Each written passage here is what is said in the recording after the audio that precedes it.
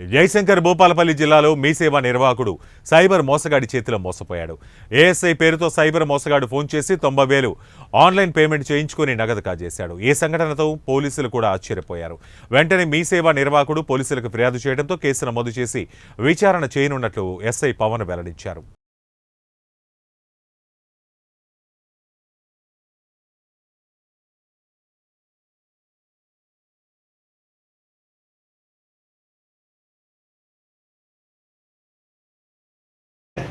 ఇవి చూసిన వాళ్ళనే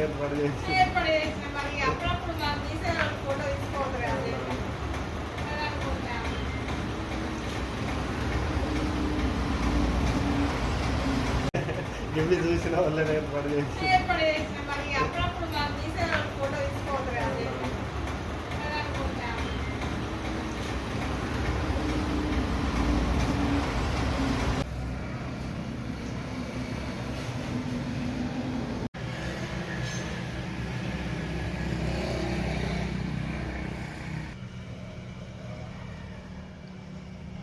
కనబడతాయి. మర్చిపోయాను. స్టేషన్లో మంచిగా ఇచ్చిన ఆయన వాయిస్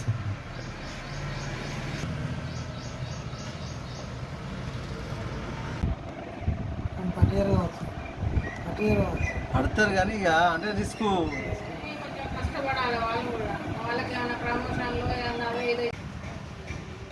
నేను గత 12 సంవత్సరాల నుంచి మీ సేవలు నడిపిస్తూ మరియు ఆన్లైన్ ట్రాన్సాక్షన్ చేస్తున్నాను.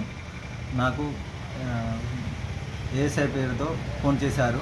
ఫస్ట్ మా ఫ్రెండ్ కాల్ చేశాడు, మీ దగ్గర 90,000 ట్రాన్స్ఫర్ చేయాలి ఉన్నాయంటే ఉన్నాయి పంపించని చెప్పాను.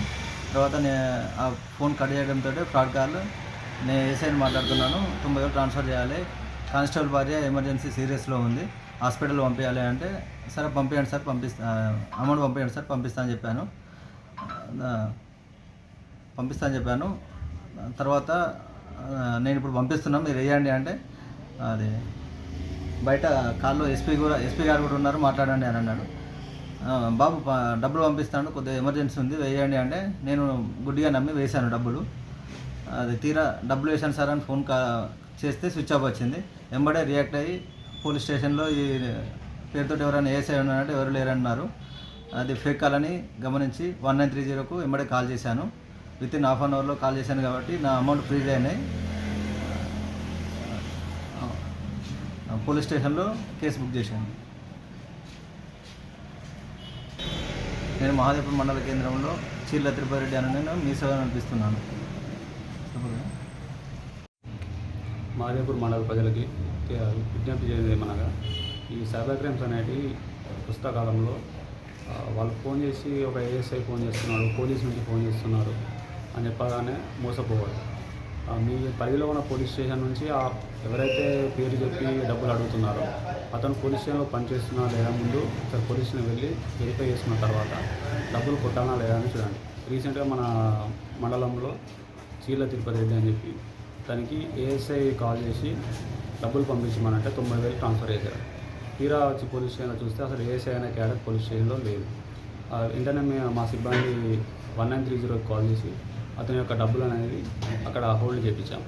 అంటే ప్రజలు అనేవి మీరు గమనించాలి, ఎవరైనా సరే బ్యాంకు నుంచి ఫోన్ చేసి ఓటీపీ చెప్పగానే చెప్పకూడదు. బ్యాంకు వాళ్ళు ఎవరు మీకు ఫోన్ చేయరు. మీరు వెంటనే బ్యాంక్కి వెళ్ళి వెరిఫై చేసుకోవాలి, బ్యాంక్ మేనేజర్ ఉన్నారా లేదా, అతని పేరు ఏంటిది, అది మీరు క్షుణ్ణంగా పరిశీలించిన తర్వాతే ఏదైనా డబ్బులు అనేది ట్రాన్స్ఫర్ చేయండి. మా యొక్క సిబ్బంది త్వరగా స్పందించడం వల్ల అతని అమౌంట్ 90,000 అతనికి తిరిగి వచ్చే అవకాశం ఉంది. ప్రజలందరూ గమనించారు. మీకు సైబర్ క్రైమ్ జరిగిన వెంటనే 24 గంటల లోపల 1930కి కాల్ చేస్తే మీ డబ్బులు అనేవి మీకు తిరిగి వస్తాయి. ప్రజలందరూ గమనించాలని మహాదేవ్పూర్ పోలీసు తరఫున విజ్ఞప్తి చేస్తున్నాం.